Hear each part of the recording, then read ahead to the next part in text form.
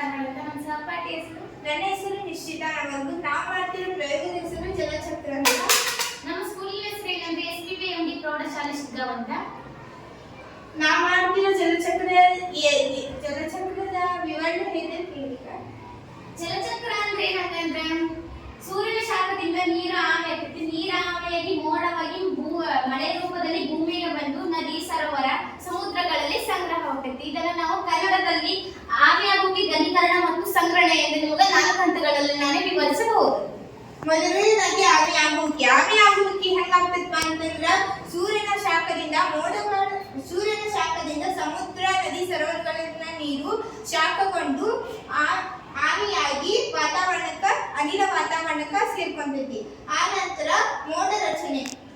ಆಮೇಲೆ ಘನೀಕರಣ ಅಂದ್ರೆ ಏನಂದ್ರೆ ಗಾಳಿಯಲ್ಲಿ ಸೇರುವ ನೀರು ತಣ್ಣಗಾದಾಗ ಸಣ್ಣ ಸಣ್ಣ ಹನಿಗಳಾಗಿ ಮೋಡಗಳನ್ನು ರಚಿಸ್ತೈತಿ.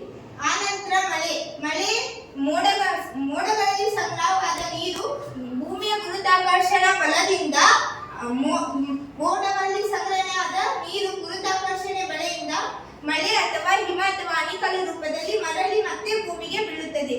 ಮತ್ತೆ ಹೀಗೆ ಚಕ್ರ ಮುಂದುವರಿತಾ ಹೋಗುತ್ತದೆ. ಧನ್ಯವಾದ. ಓಕೆ. ಜಲಚಕ್ರ ಅಂದ್ರೆ ಏನಾದ್ರೆ